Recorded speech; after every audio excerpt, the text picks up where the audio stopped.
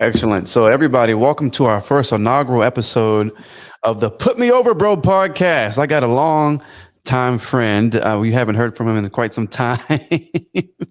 But my boy Randall, the reason why he's a great person for this episode, we're talking about WWE's deal with ESPN. We know over the last couple of years, it looks like that relationship has expanded. They've had superstars on ESPN and other assets from ESPN, but it really was solidified on in early August. So, Randall, kind of give the people your background. I think you are knowledgeable in this. I think you're a perfect person to have on a podcast. And yeah, Well, for those who don't know, lifelong wrestling fan, obviously, but also took the chance in trying to become a professional wrestler years ago.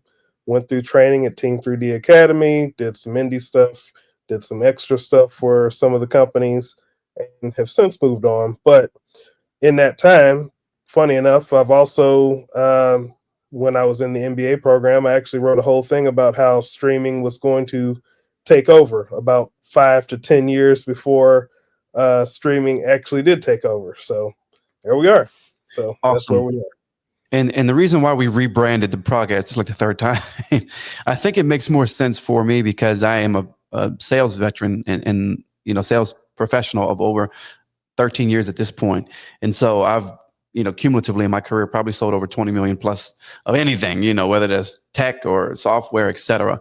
And so I'm always interested in the business of professional wrestling, but also more the marketing, the presentation, and all the different things that are beyond just what's inside the ring. So I think we bring together a super team here of two individuals who have some perspective, especially as a person who's always looking at what's the point? What's the sale? What are they trying to do? So just to break it down, folks, in early August 2025, WWE and ESPN announced a major new partnership where ESPN will become the exclusive U.S. streaming home for WWE's premium live events like WrestleMania, SummerSlam, Royal Rumble, Survivor Series, Money in the Bank, and more starting in 2026. Randall, to get us started off here, what do you think about that, man? Because we know we went through the iteration of WWE television, right? The app. Then we The went over to network, what we say network, WWE. yeah, WWE Network. Then we went over to Peacock, right? And then we grew up in a time when it was on regular television, and then also they're kind of spread out different places on Netflix as well, which was a huge opportunity. Kind of talk to me about what does this say about WWE currently, and how game changing is it for the industry from your perspective? The person who literally wrote about streaming rights and all these. I know I'm loading up a whole bunch of stuff, but let's start with here. How big of a deal is this for WWE? Number one. I mean, it's always going to be a big deal when they're making more money doing the same thing. And in this case, they are the assets that ESPN has acquired the rights to. They're they're paying more for less content than what they were having to put on Peacock. So that's already going to be a big deal for them in the first place.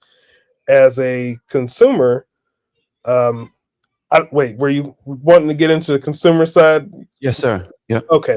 All right. So as a consumer, I think that there's been a lot of um, misunderstandings about what this actually means for consumers.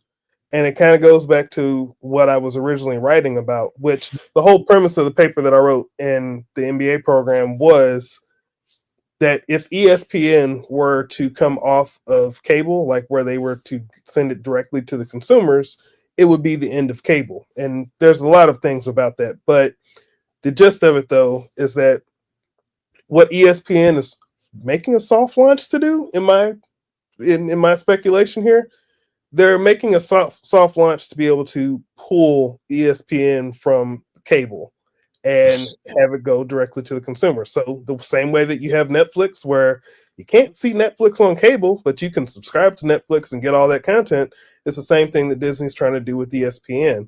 So when that price tag of $29.99 came out, like people look at that and say, "Oh man, this is so much more than what I'm paying for, Peacock," which I understand, but there's several things about that. One, that's for the people who have cut cable out of their lives and are just trying to piece together what streaming services they want to have. So, if you're someone who doesn't have cable and you're like, okay, well, I want to see the WWE and possibly like college football, if I want to see all the ESPN content that I normally watch, all the daytime programs, the Red Zone channel and all that stuff, you're getting all of that for $29.99. It's not just see the WWE content for $29.99. And while I'm sure that there's people who will only watch wrestling, I doubt that that's the majority of the people who are going to be dealing with this. The other part of it is they've already said that if you have cable, you're already locked in.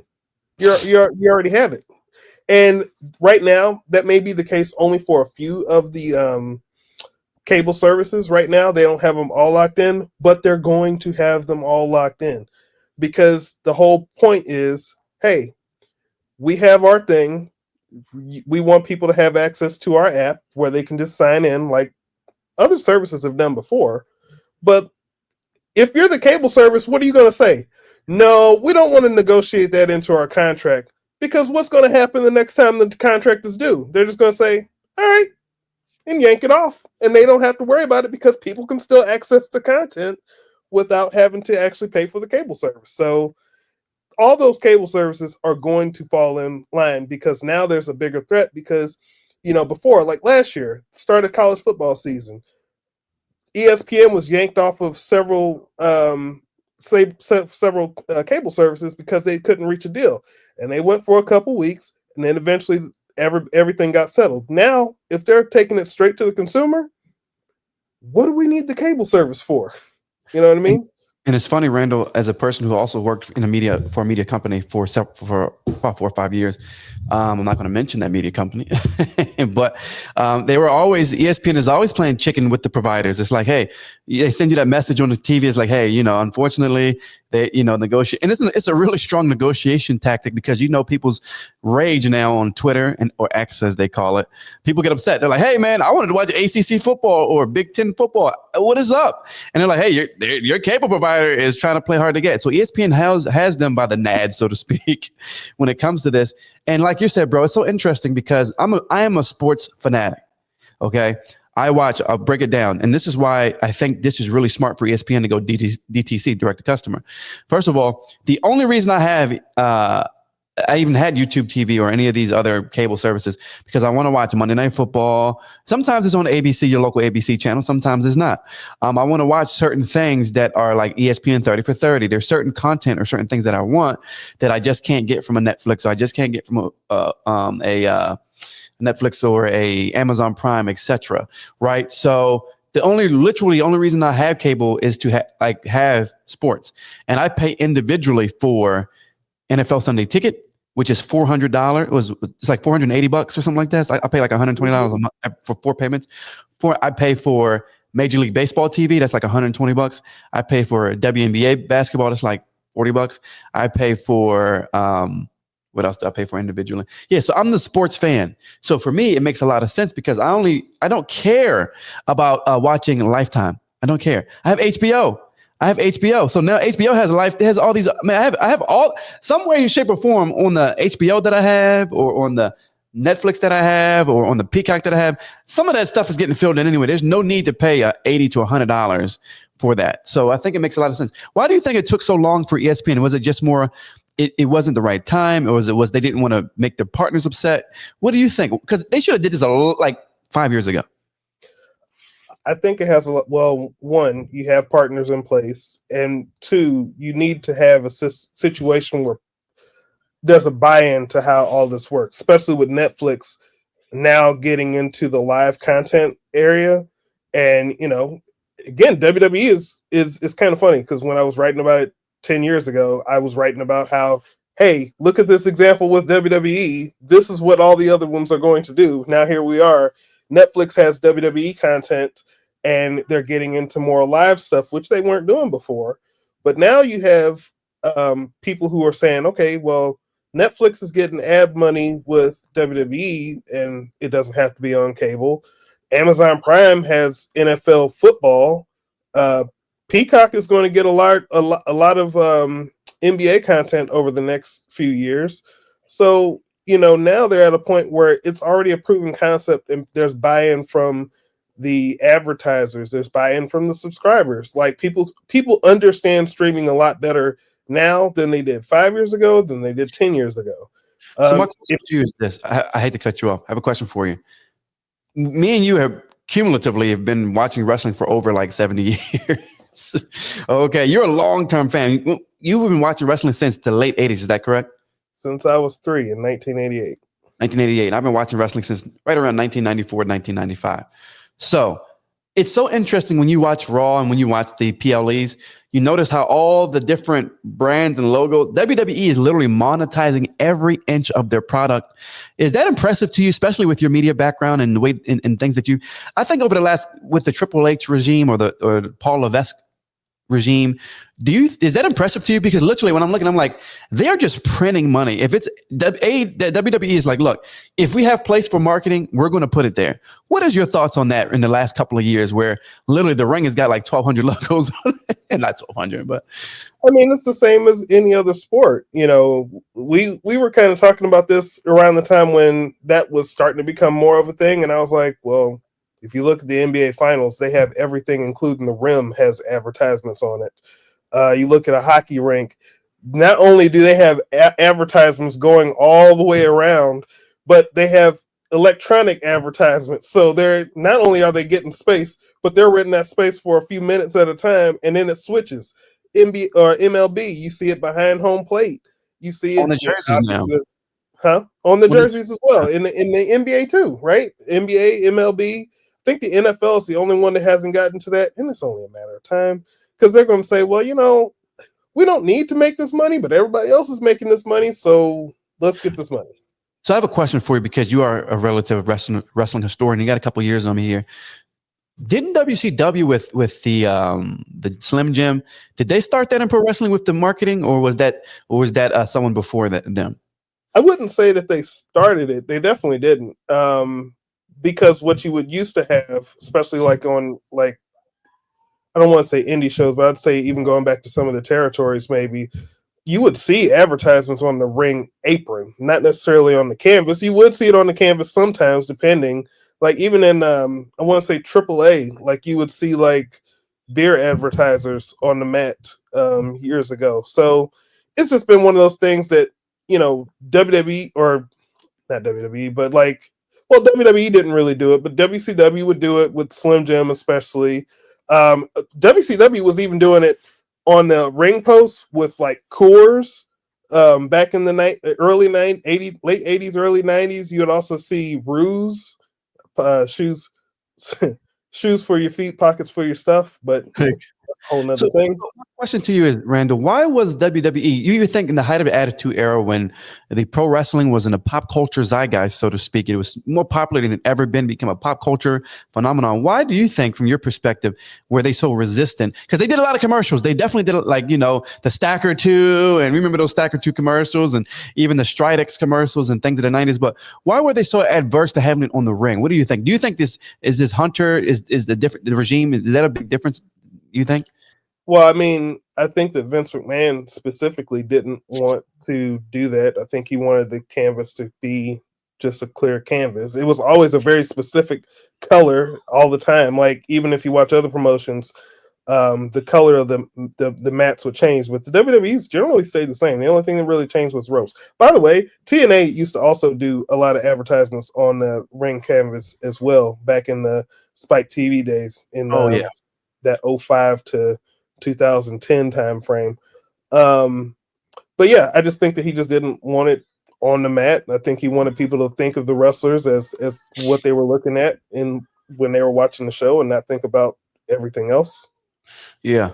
Okay. So now we're going back to the plan. So the $22.99. Here are some of the things that you mentioned this as well, but I just want to give them a little bit more thought here. Here's what's going to be on the new ESPN app: ESPN, ESPN2, ESPNU, SEC, ACC, ESPN News, ESPN Deportes, ESPN on ABC, streaming only feeds, ESPN3, SEC Network, ACC, and X. They're going to have live events, like you said, the WWE stuff, and they're going to have their full ESPN library, including 30 for 30, Sports Center, First Take, and Disney loves a bundle, right? So you can bundle it with Disney, Hulu. Well, Hulu is going to be folded into Disney shortly. Is that correct? And then, yeah. We knew that was coming though, because I mean, if you don't remember what Hulu was like a combination of like, I want to say it was NBC, Fox, Disney, and maybe some other ones. And then eventually just other partners just got bought out, and eventually Comcast had to sell to Disney, and then it's basically Disney. So it doesn't make sense to have both platforms right now. Even if you go on Disney Plus now, you can basically just go on Disney Plus and watch whatever content is on Hulu if you have a Hulu subscription. So, question for you: what does this really mean for Peacock from your perspective? Does it mean that relationship is changing? Because they did, I think they did. I'm looking here. I think I might have. I don't think it really means it's changing. Okay.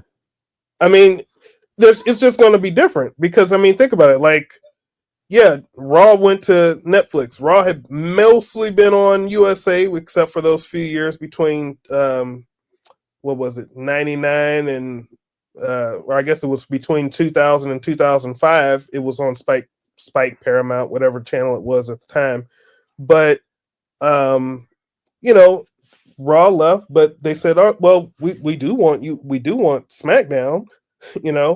I don't think that they're going to lose everything. They'll probably keep a lot of content related to WWE on Peacock. It just won't be those major events like that.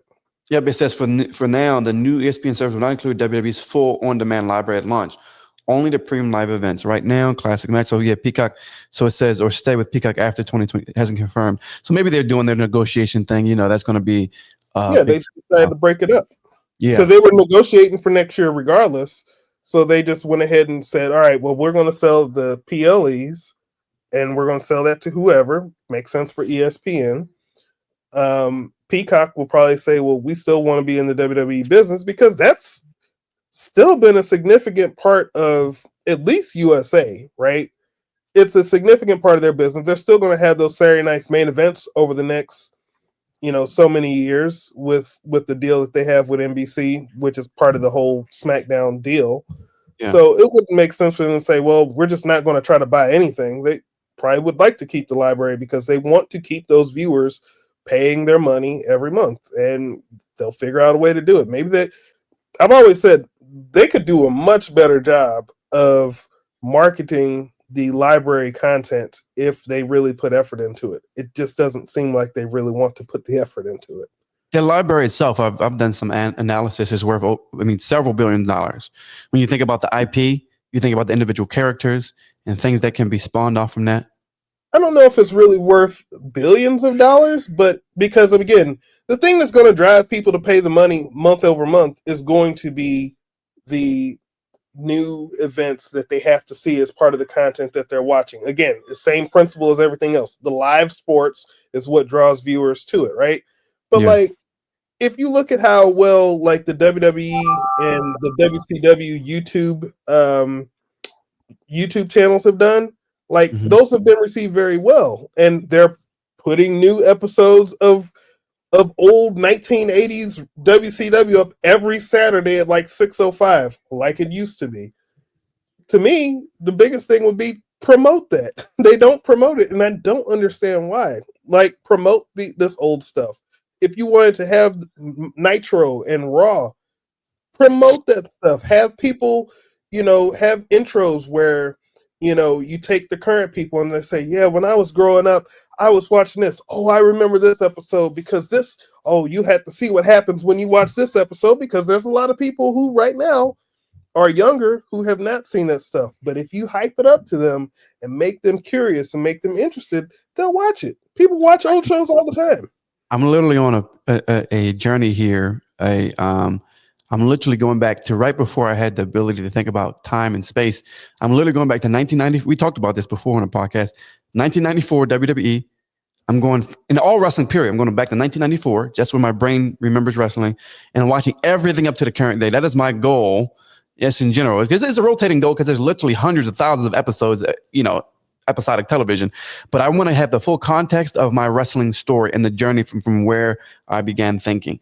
My other question to you is, especially when you have the WWE Unreal behind the scenes docuseries, what your perspective on it as a longtime wrestling fan? It's nothing that I didn't already know. It really isn't. It's like, for me, it's like almost like when they do the before the PLEs anyway. They give you a little background into certain things, but it's not. I don't think it's pulling the curtain back as much as I've seen in the first episode and a half. What is your thoughts on WWE Unreal? And then I have another question, but let's stick with that. What do you think about that? Are they really peeling the curtain back, or is it? What's your thoughts on that?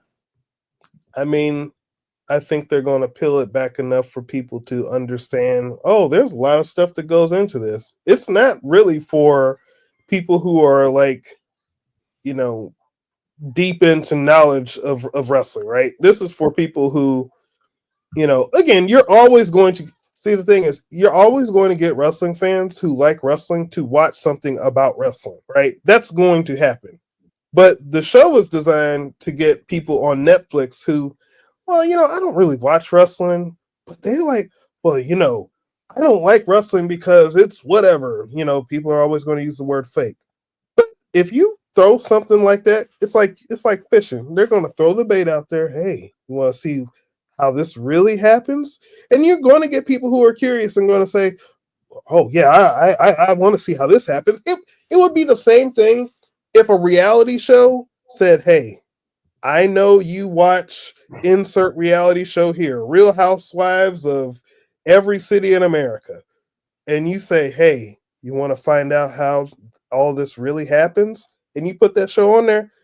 You're not, the people who are hardcore into the show, they don't really care. But it's the people who are on the fringes. I don't really like this show, but I'm interested to find out how. I knew that they set this up somehow. I just want to find out how they do it. That's what you're doing. It's almost like Hard Knocks when you watch the teams and the decisions they make. It's a great thing. It doesn't reveal too much to me. I think it's a great thing. My last question or thing I want to talk about is WWE has so much IP. Like, as an example, remember when Stone Cold had the Broken Skull sessions? Yes. I absolutely enjoy this podcast. If I'm Netflix and you want to maximize your relationship with WWE, of course we love Raw, we love the live stuff.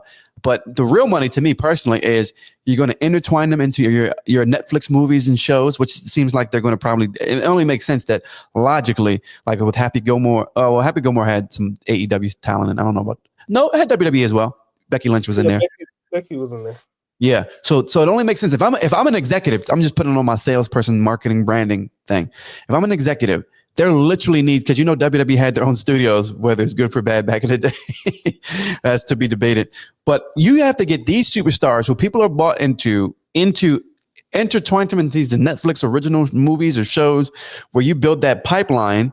I want to get your thoughts on that. And then additionally, with the Stone Cold Sessions, the New Day podcast, the Ride with WWE, they need to say, look, we're going to maximize this. We're going to bring some of these shows that you had guys back. We're going to slap the Netflix logo on it. We're going to give you some production money so you're not coming out of pocket, but we're going to utilize your star power and build not just the stuff, but we want to have a universe that's attached to these individual superstars, like as an example, Jade Cargill and other people that can be used for TV shows.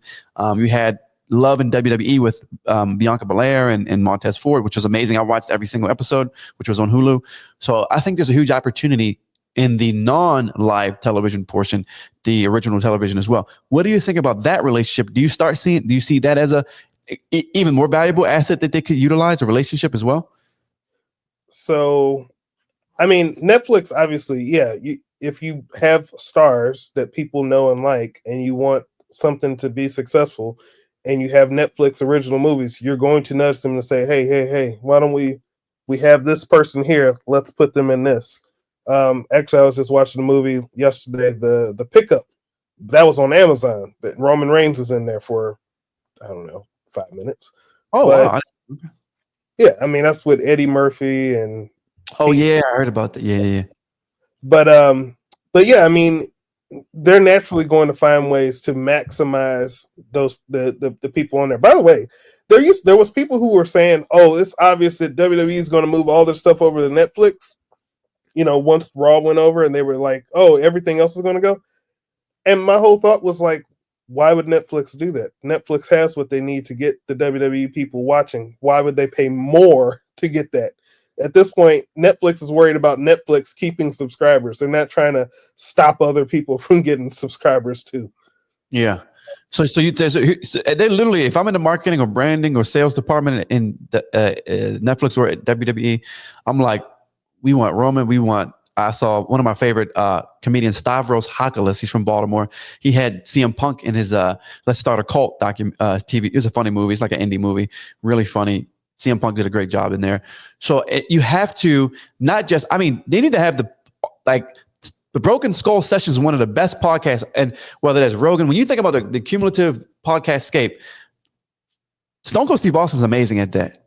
He's yeah. But I like obviously I was listening to the Stone Cold podcast when that was out and the thing, but like Broken Skull Sessions, again, I don't know if I can't remember if that started on the network or if that started once it was on Peacock. I think it was on the network. But, the original, the OG one. Yeah. So if anything, it would actually make more sense for that to be an ESPN show.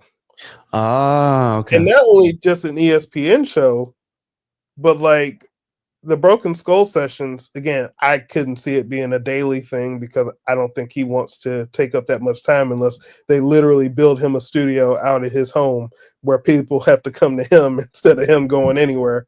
That's true. But I could literally see them, making a show out of that to go into the ESPN daytime. And it doesn't have to be ESPN 1, it could be ESPN 2, right? Yeah. It's just something like that where those daytime shows, like where you have people on, like he can talk about wrestling, he can bring on a guest, he can do stuff like that. So I think that Austin would probably be much better fit with ESPN necessarily than Netflix, because Netflix has a lot of stuff. I don't know if they need it, but ESPN is trying to get people to not only just like come over to this new service, but they want people to see the value in everything ESPN. Yeah. Like, and even with esports, I was thinking about, how the New Day have Xavier Woods has up, down, down in the esports world. If I'm ESPN, because they do show like the different esports on ESPN, I don't know what number it is, but I've watched it. I've seen it on ESPN. They need to, I'm like, look, Xavier, and this is to me, I think it's a great pipeline. If I'm a pro wrestler, now let's put your pro wrestling cap on, Mr. Randall. If you're a pro wrestler like yourself, right? Because this is what, and I was correct with the assessment that Jade Cargill would naturally come over to WWE because of the many different opportunities, and she's literally going to be a star. I think she just has it all: the look, the attitude, the disposition, the story. She's box office. Put her as a superhero, make her own vigilante movie or something. Figure out something. Get Robert Townsend. She needs to be maybe Meteor Woman or something. I don't know, but she's a star there, right? So my question to you is: you're a pro wrestling person. You're in the indies. You want to get an opportunity. Those are things you're looking at, right? Because ultimately, you might wrestle for 10 to 20 years. I think this new generation may not wrestle as long, maybe, as the old school guys, right? 20 and 30 and 40 years. I don't see that new generation. Do you think that's also an attractive? What'd you say? I said, that's the stars that wrestle that long. Like most people, as far as like making money as their primary income, like most people aren't wrestling for that long, honestly. Yeah. Okay. So you need to, because when you get into that WWE ecosystem, okay, so I'm a wrestler, I'm doing my thing. I would say, hey, I want to work on my personality and my media training skills so that I can get an opportunity to be on ESPN or Netflix when this is all said and done. Let's say I get a good 5-year run. I get a good 5-year run. I made $300,000-$400,000 a year. I did my thing. I'm relatively known. I have a good personality. You need to work on those. What do you think for today's modern wrestler to be successful outside of the in-ring part? What do they need the toolkit that they need to have so that they can maximize their skill set, maximize their ability to have a long-term career? Stay off the internet. But no, when I say that, I mean, like, you can't get caught up in what everybody calls the wrestling bubble. Like, everybody seems to think because there's a group of fans that seem to agree on the same things, it doesn't mean that that's representative of what reality is. And like, and it's not just the internet, by the way. It can also just be something like if you're someone who wants to be a wrestler and you get up to a certain level and you're like, okay, I don't think I'm going to be a high mid card. I don't think I'm someone who's going to be safe in as far as having long-term employment, right? Yeah. if I were them, I would be asking every type of question that I could, as far as like, hey, these video packages, how do we do that? What do we need to do that? What does someone have to do? Like, I understand how wrestling works. I don't understand the technological part of it. How do I learn? How do I do that? Because that may be you may love wrestling. That could be your long-term part in it.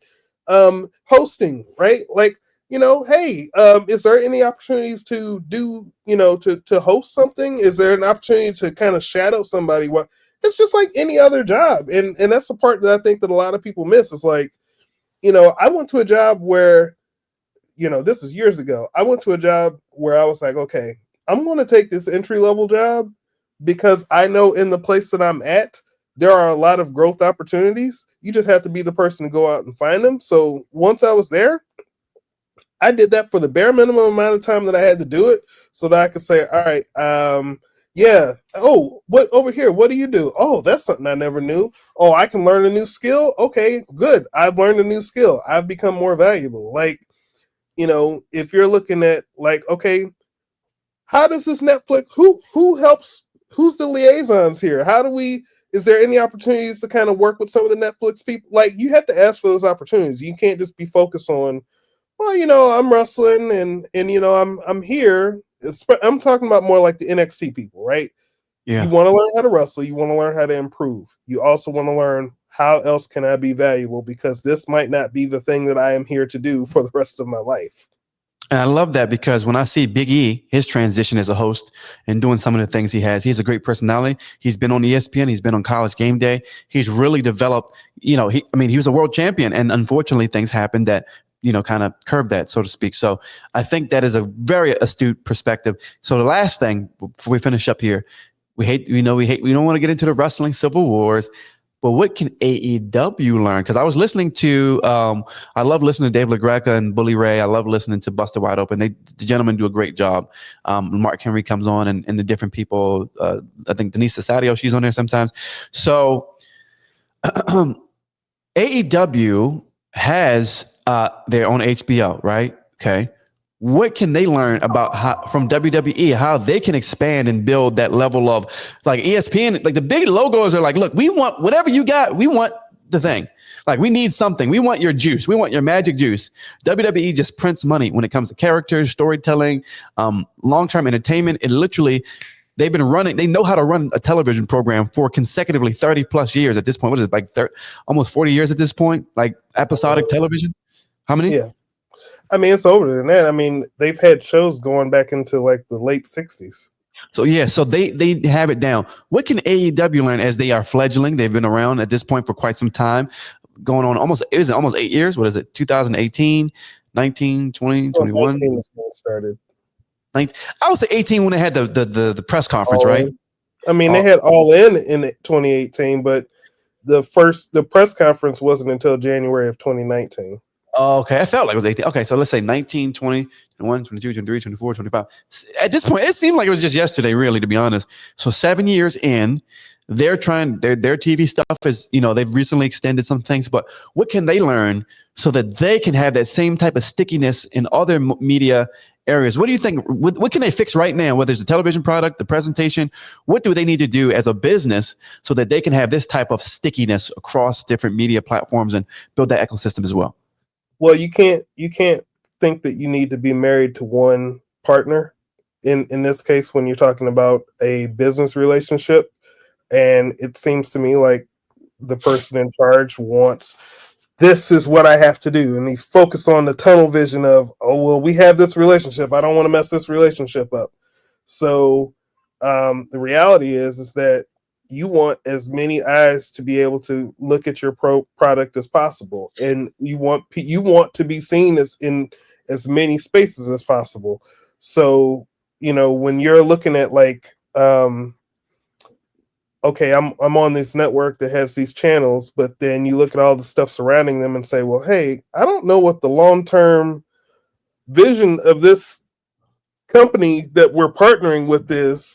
What happens if they if they have like a completely different vision? Well, then what do? Well, now you're on the outside looking in for partners. Meanwhile, your competition, even though they may not look at you in the same way, the people who you are competing for space with, they've gotten most of the large television, distribution partners that, I mean, you're going to be on the outside looking in, and you don't want to be that way. Here's what I thought, just from my marketing sales background. Obviously there are they're pro wrestling organizations. They are sports entertainment to a degree, but there's different approaches they have. Here's Hold my on 1 second. I'm gonna have to come right back. Sorry about that. I got you. All good. All right, folks. So yeah, Randall with a beautiful headshot there. And we also have my beautiful person here in the background hanging out. We got a great editor. She's doing really good work. We're excited, man. It's going to be some big things in the wrestling world and just in the future. So when Randall comes back, we're going to talk very quickly, and then we'll finish up this episode about how AEW can really differentiate themselves from WWE. We know WWE has a certain presentation they like, certain type of energy. So here's my perspective, Randall, of what I think. I wrote a little thing down here, folks. If you want to hire me, AEW, feel free to do so. I am a a sales and marketing expert. I would love to help build this program. Here's what I think, and I want your perspective. I know I said I'm a big, you know how I go. I'm gonna get real grandiose and really like really optimistic, and then you can put some warm water on it if you want, not cold water, just warm water. But here's what I think AEW needs to do to really build their product and to differentiate themselves in the marketplace. So we know the HBO brand. When you think, I'm just curious, Randall, when you think about the HBO brand, like the brand of it, what vibe or energy of the television programming would you say is prestige television? That's what they've been known for in the past 10 to 15 years. Yeah. So I think The Sopranos, The Wire, what is it, Severance that on there? No, that's Severance? I don't know. I'm not the person to ask, but I know like Succession. Succession. That's the one. I'm sorry. Succession. Westworld. So prestige, big budget, sharp writing, very beautiful camera work, very serious stuff. Prestige television. So one thing that I love as a person who's a big AEW guy, especially from the original OG days, when you look at the videos that a Darby Allin does when he shoots his stuff, when Darby gets opportunity to be creative and they do some of their back vignettes and they do some of their packages, when you look at, especially when they had Adam Copeland come over with like the sports car and he's running through the city and some of these things, even with some of the John Moxley stuff, I like that serious, hardcore tone. WWE is a little bit more, they're serious. They can be serious at times, but their presentation is a little bit more, it's definitely more brighter, more family friendly. I think AEW as a product has always tried to strive itself to being more hardcore, so to speak. So this is what I think they should lean into if I was a marketing or salesperson. They need to be just as prestige as the HBO brand in itself. So whether that is the type of cameras they use, the type of feeling, the energy that when you watch the show, like when you watch Darby Allin produce stuff or the stuff that John Moxley does, I think they need to lean all the way into that. I think they need to have like legitimate writers. Like we know, when I think about how AEW can do that is you need to have, and I don't think Tony Khan wants to do that, but you need to have a team of like, look, we have to have the greatest writing team in the history of all pro wrestling.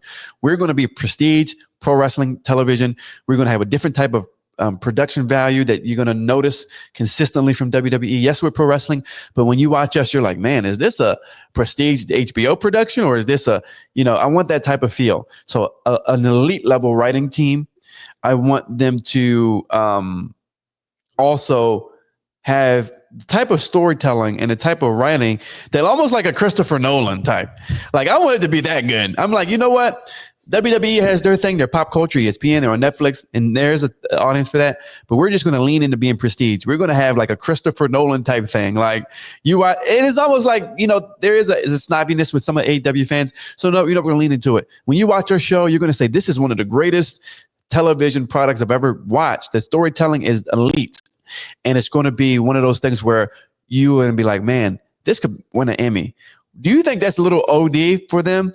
I think they just need to lean into that prestige with a serious writing team that they kind of have, and lean into making it like that type of tone, like almost like a Sopranos type vibe. What do you think? I think the problem with that is the I guess the problem is that you have to be able to say, all right, for what you're asking for, again, at the end of the day, we're talking about wrestling, right? Yeah. We're talking about what happens in the ring. And the issue, I don't think that the issue, I'm not saying that any of the things aren't valid and can't help, right? But to me, the issue isn't the type of cameras or how it's shot or anything like that. It's an arena. At the end of the day, it's an arena. Or a mid-level place, right? A facility. There's only so many ways you can shoot that. It's still the same thing, right? It's going to be the same thing regardless. The question is do you have people that stand out, that connect with an audience? If you're appealing to a hardcore audience, you're only going to get a hardcore audience. If you introduce people into a show and they're like, and you're just acting like everybody should know who this is, then people who might tune in are going to be like, well, I don't know what's going on here. I'm just going to turn on to something else. That's just how people are. But what right? I mean by that is the storytelling, like, for like Breaking Bad, you know how one of those things where people are talking about a certain TV show, you're like, I don't really, for me, when people talk about a TV show, that makes me not want to watch it even more, actually. I'm one of those people. I'm like, you know what? Since you like Game of Thrones, when they first, like many years ago, when everybody was talking about it, the more they talked about it, the less I wanted to watch it. Right. And then one day I watched it and I was like, wow, I don't know any of this stuff or whatever this is about, but then I got hooked in. So the reason why I bring it up is, yes, it's wrestling, it's in the ring, but the storytelling in and outside the ring can be so tight, so sharp, so well put together, where everything makes sense. Because AEW, they have a great pay-per-view, they'll do their thing, and then you go back to the weekly shows like, okay, well, some of the stuff is just not tying up. That's why I say you have an elite level writing team where you can have the storytelling so good and so tight across the board, in and out the ring, whereas that level of a prestige television good. Again, I hear what you're saying about the storytelling, and there are points of the storytelling that can make sense. But let me ask you a question, because I've done a little research. Obviously, I haven't watched the product for a while, but I've done a little research. How many title changes have happened on Dynamite this year? Of any kind? Not a lot. I think there's been one, maybe two. Maybe it was the second one that wasn't really an AEW belt, but the only title that when I did the research that changed hands on Dynamite was the tag team titles when the Hurt Business won them, or Hurt Syndicate won them. Yeah. You're telling people that your show isn't really important when title changes don't happen on the show. And I'm not saying every week a title change needs to happen. That's not what I'm saying. But you're not going to draw people into your show weekly if little things like title changes are reserved for pay-per-views. Because if you notice with AEW, no matter what's happened with the weekly television viewership or the weekly attendance, the pay-per-views always do well when it comes to people buying them. Yeah. Because they know something's going to happen here. I just have to wait through 8 hours to find out what it's going to be, right? And they're willing to do that because they want to see the thing that's going to happen. But on your weekly TV shows, if nothing really happens and we're just waiting to get to the event, then people aren't going to watch. It doesn't matter how well you tell the stories if the conclusion of a story doesn't happen on the weekly show every now and then. It's kind of one of those things where it goes back to like in the 90s, when pay-per-view became dominant and television and Raw became, major cable show as opposed to primetime wrestling, which was just showing taped matches that had already happened.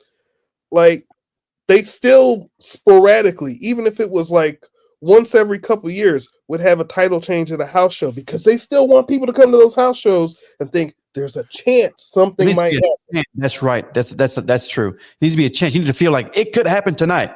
And like, right. I have to watch and see what happens tonight. Or is it? And then sometimes I do feel like sometimes they punt. They're like, you know what? We're just going to throw these matches together. And we know who's, like, for me, when I watch it, I'm like, man, I know who's going to win. I'm not really in. And then emotionally, you're like, like you said, you're right. That would draw more. It's like the chance of someone winning, or like, or something crazy happening, something surprising happening. It's usually like plot. Okay, we just get into this, but you agree with you 100%. There's no real consistent. You have to have people that feel like it could happen tonight. So like you can go with the reverse and see, this is the part where I say you have to get off the internet, because if you look at WWE, there's a lot of people that complain, oh, this belt isn't on the pay-per-view, this belt isn't defended on the PLE or whatever. It's because they still want people to watch the weekly television shows. So yeah, I know that there was a lot of people that were mad earlier this year. The Street Profits weren't defending the tag team titles weren't on WrestleMania. I understand. Yeah, I get it. But at the same time, they also had a TLC match like the week after, or I don't know if it's TLC or ladder, whatever, because they want people to still watch SmackDown. The US title or the women's US title, it's not defended on the pay-per-views because they want people to watch on SmackDown. There's been title changes for the tag team titles, the US title, women's Intercontinental title over the past year. Like, all these belts have changed hands on Raw or SmackDown because they want people to tune in to the show, because if there's a title match, we don't just want you to write it off as, there's just setting up something that nothing's going to happen here, because there's always, even if it's a 10% chance, there's a chance in your mind something's going to happen. I agree with you 100%.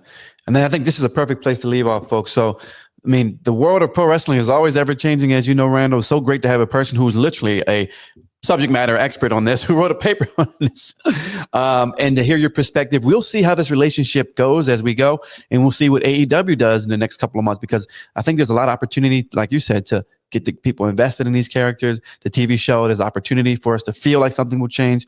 But yeah, folks, this is literally our first episode on video. Please forgive us. It will get better as we go. Right. And we're going to do some cool layout changes. But I'm also a elder millennial, so I'm working through that. Randall has been very gracious, and also my wonderful editor who's hiding in the background as well. So, folks, we appreciate you coming on, Randall. Thank you so much for your time, bro. You're very busy, and this is literally my brother like another mother because of pro wrestling. So thank you for coming on, bro. No problem. Awesome, folks. We are out. We look forward to seeing you soon, and we'll talk. Peace. See ya. Oh.